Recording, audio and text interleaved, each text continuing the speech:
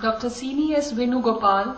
She is an associate professor at High-Tech Medical College Hospital, fertility consultant at High-Tech Test Tube Baby Research Center, Bhubaneswar. She is a member of FOXY, ISAR and life member of ISO PARB. She has been involved in adolescent school health programs and workshops and in health camps by Rotary and NGO. She attended many conferences at various state and national level as faculty. Dr. Sini, please. First of all, I thank the organizers for giving me this opportunity, particularly Archana ma'am. So today my topic is ovarian stimulation in PCOS and Eggy dilemma. As we all know, the main concern while you are stimulating in a PCOS patient, the two main complications that always comes to the mind of the ART clinician. First is ovarian hyperstimulation, second being multiple pregnancy. And if you're going for an IVF, definitely the chance of multiple pregnancy can be definitely minimized by doing a single or a lesser number of embryo transfer. But the risk of OHSS is always there. Now first, just a little brief about the PCOS. As you all know, it's a polygenic multifactorial heterogeneous disorder of uncertain etiology. It's an enigmatic disorder, most common endocrine disorder in the reproductive age, and with incidence of up to 10%, and 75% of anovulatory infertility is due to PCOS. It was first described by Stein-Leventhal in 1935 as a reproductive disorder which was characterized by sclerosistic ovaries, menstrual disturbances, obesity, infertility, and hirsutism. And there has been a controversy regarding both the diagnosis as well as the management of PCOS. First came the NIH criteria in 1990, which they said that the patient should have all of these, that is the chronic oligo or anovulation, hyperandrogenism, and by excluding other causes for hyperandrogenism. Then came the Rotterdam Criteria in 2003, which was sponsored by ASRM. They agreed that two of the three criteria needs to be met. That is oligoanovulation, clinical biochemical signs of hyperandrogenism, and polycystic ovaries on ultrasound. Then the Androgen Excess Society in 2006, the criteria were hyperandrogenism, oligoanovulation, and or polycystic ovaries on ultrasound, and excluding other causes for excess androgen. Then there was an endocrine society task force in 2013, and they had other criteria. They said in adults there should be at least two of these symptoms, that is excess androgen, ovulatory dysfunction, and polycystic ovaries. Among these, at least two criteria.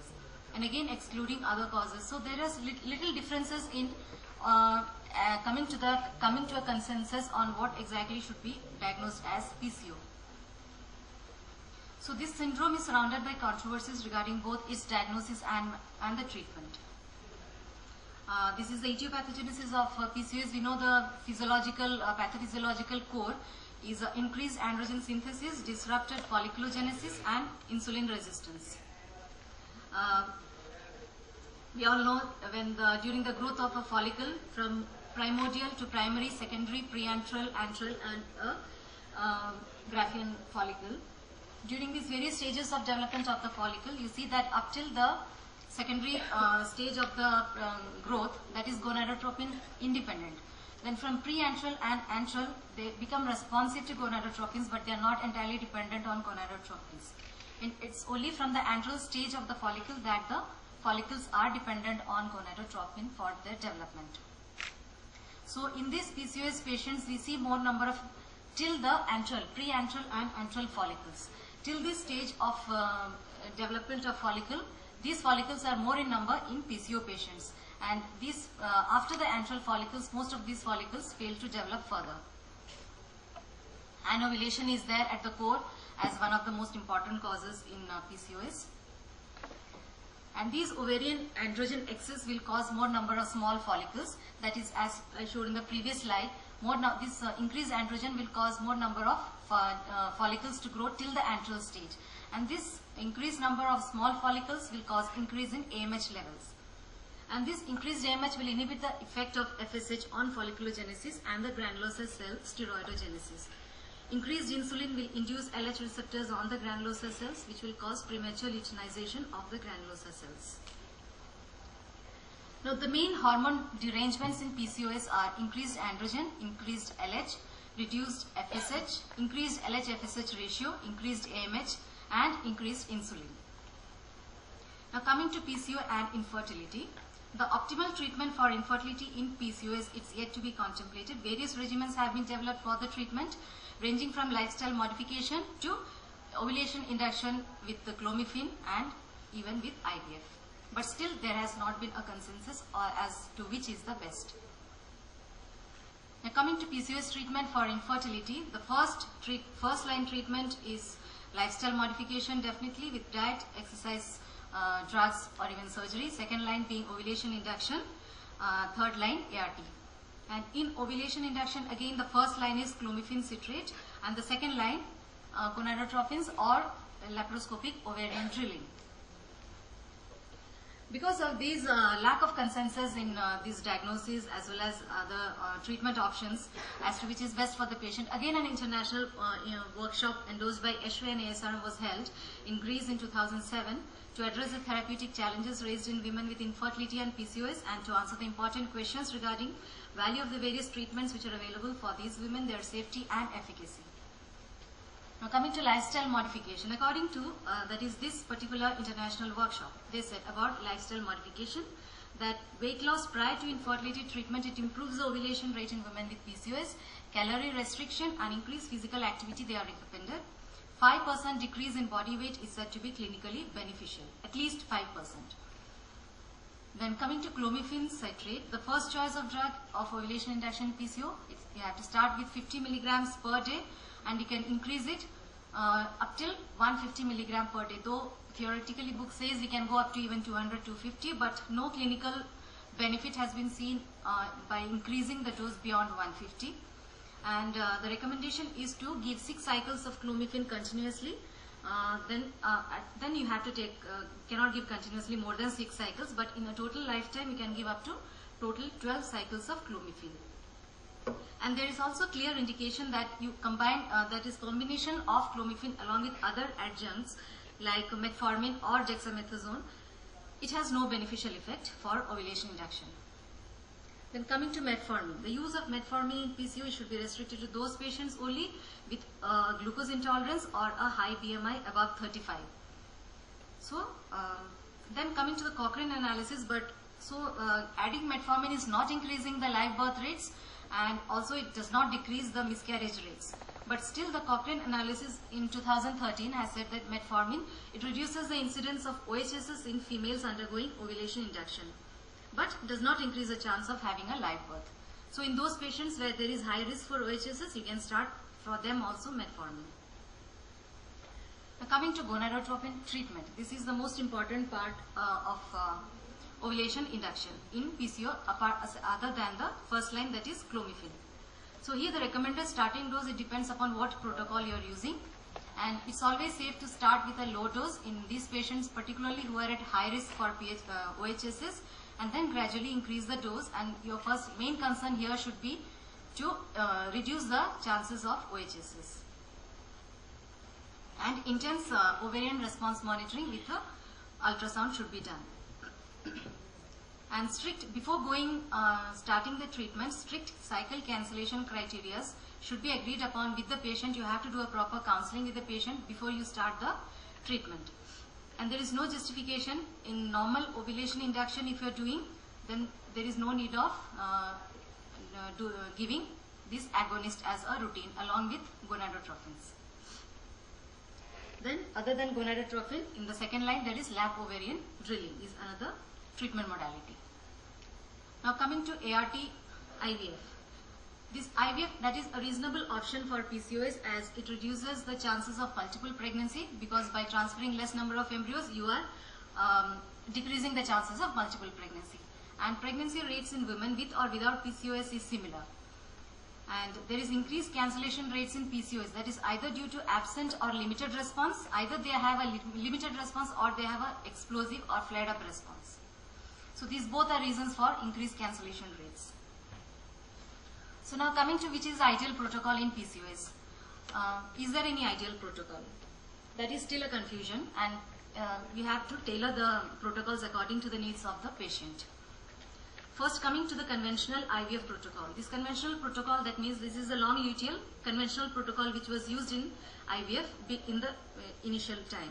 Most of the protocols were this long luteal protocol. Now, what is the outcome of this long luteal protocol in PCOS? Whether this protocol is ideally suited for PCOS patients. It has been seen that this conventional long luteal protocol, it increases the cancellation rates. Of course, more oocytes were retrieved per retrieval, but the fertilization rates were less. And the similar, but pregnancy and live birth rates were similar, but there was increased incidence of OHSs.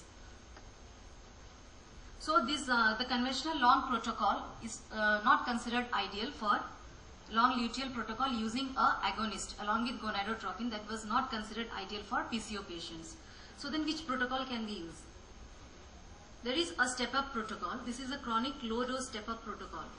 That is, you start the gonadotropins with a low dose, either 25-75, and gradually you increase the dose every 7 to 10 days. You increase the dose by 50% of gonadotropin. And once the follicle reach at least 10 to 11 mm, then you continue the same dose till the day of HCG trigger. This is the chronic low-dose step-up protocol. The advantages are it was found that there was low incidence of OHSs, low incidence of multiple pregnancies, good cycle fecundity. This protocol allows rescue of a limited number of follicles, and it was seen that the dose and time of administration of gonadotropin, that was more important than the type of gonadotropin that you are using, that is whether you are using FSH or HMG. More than that, it was the dose which mattered. Apart from this, then you have the next step down protocol. This is a low dose step down protocol. That is, here you start with a higher initial dose, that is around 150, and then from 150 you continue the same dose till you get a dominant follicle at least more than equal to 10 mm, and then once you get this size follicle, then you reduce the dose by around 50% by definite intervals and ultrasound monitoring, and then till you get a dominant follicle, and that is the day of HCG trigger. You can gradually step down the dose. And in this step down protocol, it was seen that the monofollicular development was around 88%. And the basis of this protocol was that if you start a high dose that was replicative of the mid-cycle LH surge, which normally happens, physiologically it happens, and the large dominant follicles, they were less dependent on FSH for development than the small follicles.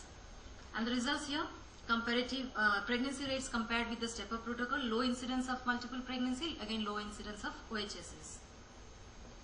Then there was another sequential low-dose protocol. This protocol, it combines the characters of both step-up as well as a step-down protocol. It was proposed by Hughes et al. In 1996. Here there is initial step-up, that is for the first 6 to 7 days there was a step-up, and then gradually once you get a follicle of around 14 mm, then you step down the dose of gonadotropins by half, and then you continue that dose till the day of HCG trigger. Now, what was the advantage of this protocol? This protocol, it again takes into account the physiological decrease in FSH that happens in the late follicular phase, because in the normal cycle you see that in the later part of the follicular phase there was a drop in FSH level. So this protocol takes into account that particular drop in FSH level during the late follicular phase. And this drop was essential for the dominance of the leading follicle and atresia of the rest of the cohort follicles. So this lead to a better monofollicular ovulation. And this protocol showed that there was even lesser incidence of OHSs, and the serum E2 levels were low, because in the second later part, as you are stepping down the protocol, stepping down the FSH gonadotropin dose, there was less serum, smaller follicles, there was atresia of the small follicles, and it is mainly the small follicles which secretes more of estradiol, which is the main culprit for OHSs, and because of that, lesser estradiol levels as small medium sized follicles, so less OHSs. And again here pregnancy rates were comparable. And this is about the conventional agonist protocol, which I said was not ideal for the OHSs patient, and this has to be used only in, is not ideal for a PCO patient and should be used only in those women who are extremely low risk for OHSs. Then came, after the long conventional protocol, then there was the antagonist protocol. If you need to go do a regular IVF stimulation in a PCO patient, if the patient is not at very high risk for OHSs, you can start with an antagonist protocol. And this antagonist protocol can be either a fixed or a flexible. And when they compared the agonist and the antagonist, the clinical pregnancy rates, live birth rate, cleavage rate, fertilization rates were same for both agonist and antagonist, but OHSS was significantly reduced by almost by 50% in the antagonist protocol. The advantages were that CBHSS was less with antag, and in the antagonist protocol you can use a agonist as trigger. And the Cochrane review in 2001, which considered 45 RCTs, which they compared agonist versus antagonist, they found that OHSS was reduced by 50% in antagonist, and in the rest of the parameters like pregnancy rates and all, there were no difference. And also there was less cancellation rates with antagonist protocol. But the undesired effect in the antagonist protocol is that there was luteolysis, so there was a profound drop in E2 and estradiol and the estrogen and progesterone level. That was because of the luteolysis. So we needed to give an extra good luteal phase support in these antagonist cycle with progesterone, estrogen, or even you can give a luteal phase support with agonist.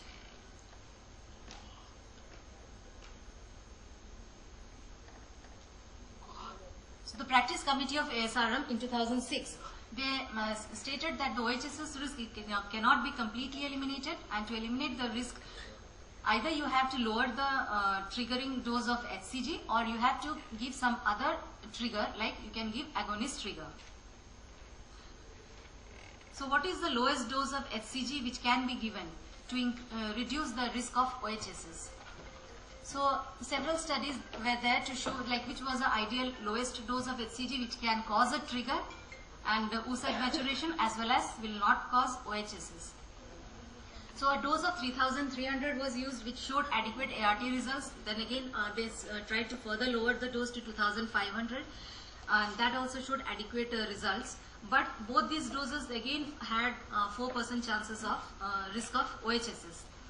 Then on furthering reducing the dose of HCG to 2000, they found that this particular dose had very minimal risk for OHSS, but it was inadequate dose for oocyte maturation. So still it's a confusion as to what is the lowest dose of HCG which can be given to reduce the risk of OHSS. So then there is another protocol, that is a minimal stimulation protocol, which can also be used for PCO patients who are at high risk for OHSS. Here you give clomiphene for 5 days from day 5, and then from day 8 onwards you can give few doses, that is maximum 2 or even 3 doses of gonadotropins can be given. But here the concerns were that there will be less embryos for cryopreservation and lesser pregnancy rates. Then there is something called rescue IVF, that is, it is used in high response in those patients who are actually planned for ovulation induction and they have a high response. And you do this to reduce the risk of OHSS and to reduce the risk of multiple gestation. High response means you are getting here more than 4 follicles, more than equal to 14 mm diameter, or you are getting a high estrogen level. And in these cases you can do a rescue IVF for them. And the results were comparable implantation and clinical pregnancy rates. It was safe and effective option to avoid cycle cancellation complications, but the disadvantages were increased cost. Now coming to which gonadotropin to use in PCO patients. The Cochrane database, they compared urinary FSH with HMG, and they found that on using urinary FSH there was reduction of moderate severe OHSS, but no difference in pregnancy rates between the two. Again, a study which did a comparison between a recombinant and urinary, they showed no significant difference for anything like ovulation rate, pregnancy rate, miscarriage, multiple pregnancy, or OHSS. So it is basically more than the type of gonadotropins used, it is the way in which you are stimulating, that is the timing, the duration, how long and how much of gonadotropins you are using, that is more important. Now today's main highlight of today's talk, this is OHSS. This is an iatrogenic complication of controlled ovarian stimulation. They manifest systemically due to vasoactive mediators released from hyperstimulated ovaries. The intravascular, from the intravascular compartment, the fluid shifts to the third space. There is hemoconcentration which leads to hypercoagulability and reduced end organ perfusion. So basically in OHSS, the complication, mainly you are getting more number of aggressive follicles. So this is not what, when as an ART specialist you don't want this picture. You want few number of good happy follicles and to get a good quality of oocyte. The HCG exposure is a critical mediator in OHSS. There are two types of clinical presentation in OHSS, early and late presentation. The early is within the first 9 days, late is after 10 days. And HCG plays a key role in the pathophysiology of OHSS. It releases the vascular endothelial growth factor, which increases angiogenesis and increases the vascular permeability. And also it activates the ovarian renin-angiotensin system, which again increases the vascular permeability, increased angiogenesis, epithelial proliferation and prostaglandin release. Now how can you prevent OHSS? Our main concern here should be, rather than treating OHSS, it should be prevention of OHSS. Now how can we prevent it? First is identify the at-risk women, and then you go for a primary and secondary prevention. So what are the risk factors for OHSS? Primary, secondary. The primary risk factors, they are young age patients, patients with low body weight, PCOS, previous history of OHSS, if they have a high AMH value, or if they have a high AFC, antral follicle count more than 12 to 15, or AMH above 3.5. These are the primary risk factors. Coming to secondary risk factors, that is the number of developing follicles on the day of HCG. That is, if you have more than around 18 follicles of diameter, intermediate follicles, they are the most biggest culprits for OHSS. So if you get more number of intermediate size follicles, then there are chances of developing OHSS. And if you get a estradiol level more than around 5,000, actually more than even 4,000 on the day of HCG, they are risk factors for OHSS. But these both these parameters together, they have a sensitivity of around 83 and specificity of 84% in predicting OHSS. So once you identify the risk factors, what measures can you take to prevent it? First is the primary prevention. In primary prevention, your first thing should be to target a unifollicular development. So to target a unifollicular development, you need to reduce the dose of gonadotropins.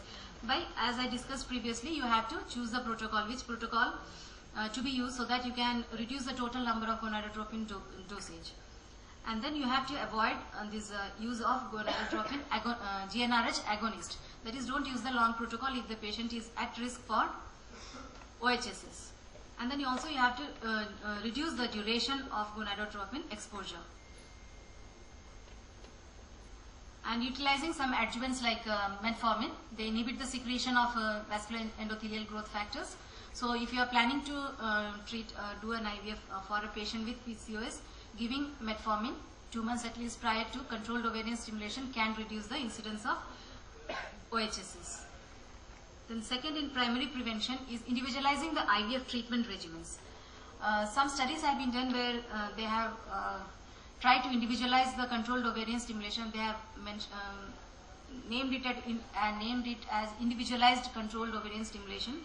That is, they developed some algorithms and they found out some formulas, and that was based on age, the antral follicle count and the FSH level.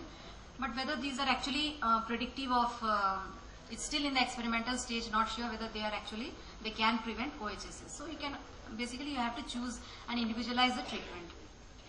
Then you have to avoid HCG for luteal phase support. Normally, in normal pregnancies, we can give HCG for a luteal phase, but in those patients with a risk for OHSS, you have to avoid HCG for luteal phase support and go for progesterone. And then most important is you have to consider some alternatives for trigger. So which alternative can you use for trigger? That is a gonadotropin agonist.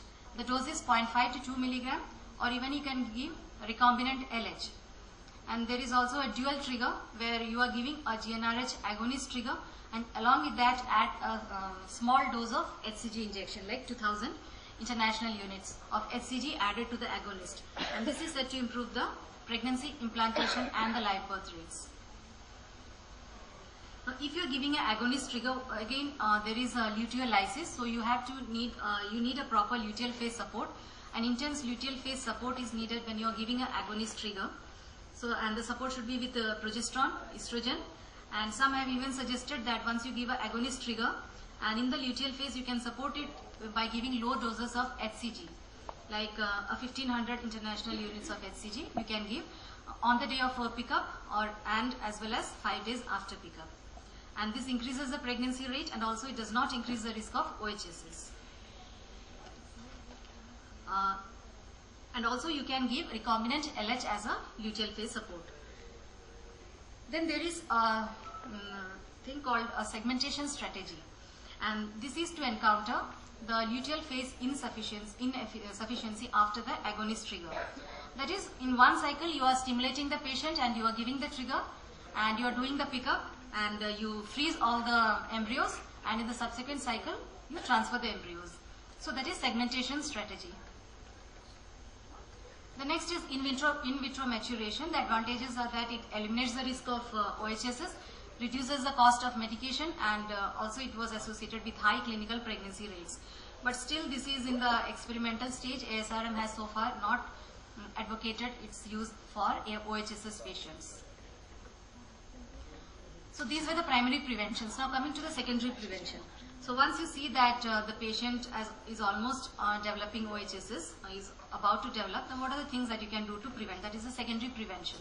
First is coasting. That is, in coasting, gonadotropins, they are withdrawn when certain estradiol levels are reached, or it has crossed a certain critical number of follicles. Then the HCG trigger is delayed, and you have to wait till the estrogen level comes down to a safe level, and then you give the HCG trigger. And then you can transfer it in the same cycle, embryos, or you can freeze them and transfer in a subsequent cycle. So this is the principles of coasting is withholding gonadotropins, and that will cause the apoptosis of small, medium-sized follicles. But the larger follicles now, they are not dependent on these gonadotropins, so they will continue to grow. But the smaller ones will undergo atresia.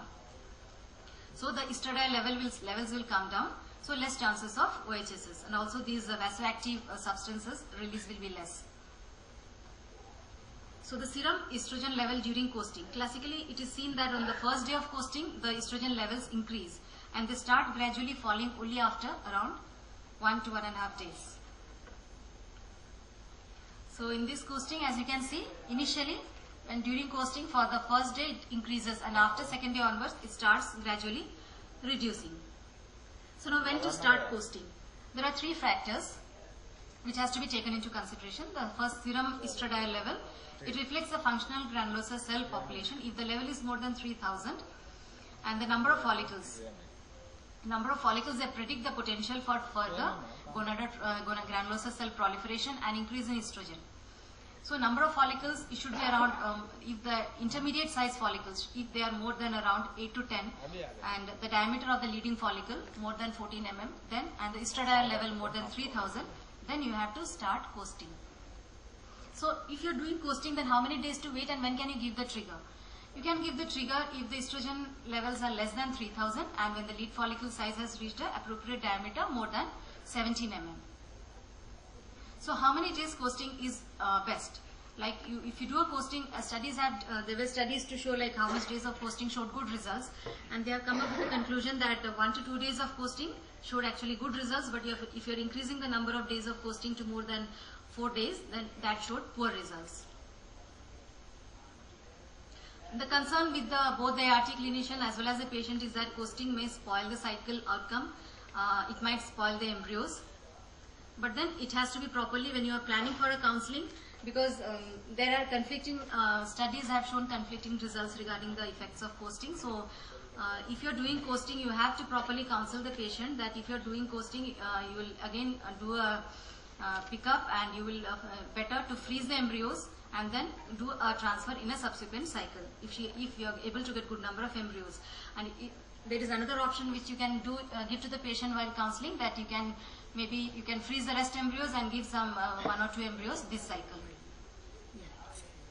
So there is 2 types of coasting, early and late, and this reduces the risk of severe OHSs. There is another type of coasting which is antagonist, where the long protocol with hyperstimulation, and in antagonist coasting what we do is that along with coasting, that is you are withholding gonadotropin, and along with that you are also giving an antagonist to the patient. So this is double coasting. Along with withholding gonadotropin, you are again giving antagonist. So coasting, it is seen that it has it reduces endometrial receptivity to some extent. And the next option is cryopreservation of the embryos. You take the embryos and cryopreserve them and transfer them in a subsequent cycle. So the concern is low pregnancy rates, but now with good vitrification, you have even with some centers have reported better pregnancy rates with cryo embryos than with fresh transfers. Another option, that is cycle cancellation. You can just cancel the cycle and withhold the HCG. But then here we need to consider the high financial impact and the psychological distress to the women. Alternative methods of prevention, you can give around the time of OPU, you can give colloid infusions like albumin, the starch. You can also give cabocholine. This also reduces the incidence of OHSs.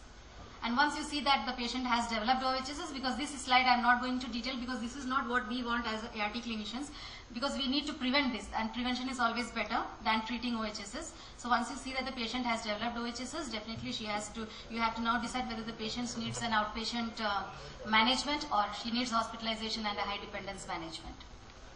So the chances of, this was all about OHSs as a complication in stimulating the ovaries of PCO. And the chance of multiple pregnancy, definitely it is very, you can always avoid this complication by doing a lesser number of embryo transfer. So thank you for the patient listening. Have a safe stimulation. Thank you, Dr. Sini. It was a great presentation. I don't think anybody has any doubt about OHSs now, but I would like to ask you one question. Do you routinely screen your patients for genital tuberculosis before any IVF cycle, or you have any indications when you'd go for endometrial biopsy for tuberculosis before IVF? No, actually screening a patient for genital tuberculosis routinely before IVF has nowhere been recommended. So unless and until suppose you are doing because even there is a concern now that we are over treating, because even with 2 IVF failures, there is a tendency for some ART clinicians to just empirically give anti-tubercular therapy, considering this that is after 3 or 1 or 2 more than 2 IVF failures. But this is not recommended now because of the emergence of this multi-drug resistant and all. So you have to treat anti-tuberculosis only if you see some really positive clinical findings, like the patient has a history of exposure, or you are doing a DHL and you are finding some specific findings during your laparoscopy, like miliary tubercles and some severe adhesions or something, and you are doing other investigation. And only if you are strongly suspicious of tuberculosis, you have to treat. Otherwise, there is no recommendation to regularly screen a patient for tuberculosis before IVF. Thank you so much. Thank you.